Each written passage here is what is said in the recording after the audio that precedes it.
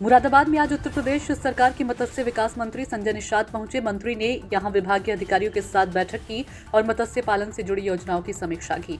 इसके बाद उन्होंने मीडिया से बातचीत करते हुए कहा कि सरकार का उद्देश्य मछुआरों की आर्थिक स्थिति को मजबूत करना और रोजगार के नए अवसर उपलब्ध कराना है। मंत्री ने यह भी बताया कि प्रदेश में मत्स्य पालन को बढ़ावा देने के लिए कई नई योजनाएं शुरू की जा रही है। उन्होंने स्थानीय मछुआरों को सरकारी योजनाओं का अधिक से अधिक लाभ उठाने की अपील की। उन्होंने कहा कि मुरादाबाद में जो मछुआरे प्रतिबंधित मछलियों का पालन कर रहे हैं उनके खिलाफ भी ठोस कदम उठाया जाएगा। संवाददाता रियाज आलम राजा की रिपोर्ट। सर, मछली पालकों की शिकायत है कि फीड और स्पॉन्ज जो मछली के बच्चे हैं वो बहुत महंगे दामों पर मिलते हैं, तो उनको सस्ता उपलब्ध कराने के लिए सरकार मैंने सभी जितने भी पोखरे पट्टे हैं निगम से मैंने व्यवस्था कर दी है। पहली बार कि पूरे देश में निगम ही एक ऐसा व्यवस्था है कि इसको हम मॉनिटर करते हैं बच्चे को, और हमको लगता है कि उत्तर प्रदेश से सस्ता बच्चा किसी प्रदेश में नहीं है। निगम ने व्यवस्था की। अब हम बड़े बच्चे बेच रहे हैं, पसंद करते हैं। पहले छोटे थे, मर जाते थे 60-40%, अब बड़े बच्चे हम दे रहे हैं जिससे मरने नहीं पाते। सर, मुरादाबाद और आसपास के इलाकों में मछली उत्पादन बढ़ाने के लिए सरकार क्या कदम उठाए? अब इसके लिए ट्रेनिंग सेंटर है, उनके लिए एक्टिवेशन शुरू हो गई है। उनके लिए हम जागरूकता अभियान चला, मछलियों से रोका जाए, उनके खिलाफ कार्रवाई हो। प्रधानमंत्री मत्स्य संवाद योजना है, उससे किसानों को अब तक कितने किसानों को लगभग मुरादाबाद में फायदा मिला? 176 किसानों से हम लोगों ने प्रोवाइड करके पूर्ण करा दिया है, और वो काम कर रहे हैं। लेकिन उनका प्रोडक्शन बढ़े, मानक के अनुसार, वो क्षमता के अनुसार अपना उत्पादन करें, उसके लिए भी अभी है कि उनकी ट्रेनिंग कराई जाए और विजिट कराए, अधिकारियों को जिम्मेदार बना जाए।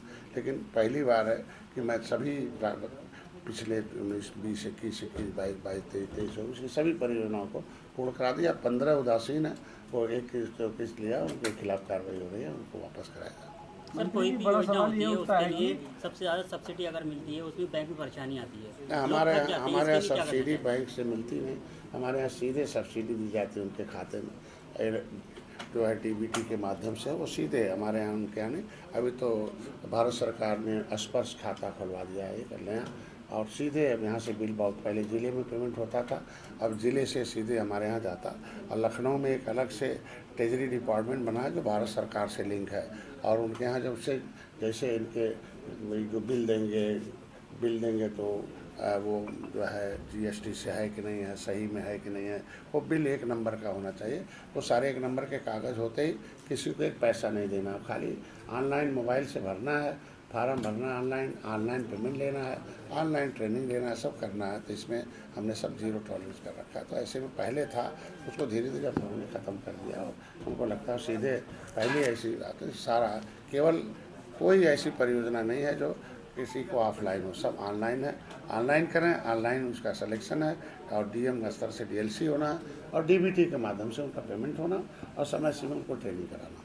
मंत्री जी, बड़ा सवाल ये उठता है कि तालाबों से ही जीविका चलती है मछुआरों की, और तालाबों को कब्जा किया जा रहा है और काटा जा रहा है। अब आपके माध्यम से पता चला, अभी मैं जहाँ भी होगा हमें एड्रेस दीजिए। तो एक गांव में जहाँ पर 12 तालाब होते थे, अभी 850 तालाब मेरे पास है। अगर ऐसे किसी किसान के पास, जब मैं वो ट्रेनिंग करा रहा हूँ तो किसानों से ट्रेनिंग के साथ साथ उनकी समस्या भी लूँगा, और उनको हम सहायता भी करेंगे। तो हर किसान क्रेडिट कार्ड की सहायता करेंगे, कब्जा होगा उससे दूध कराएंगे, अगर कम गड्ढा नहीं होगा ठीक से तो उसको मनरेगा से खुदवाएंगे, वो सब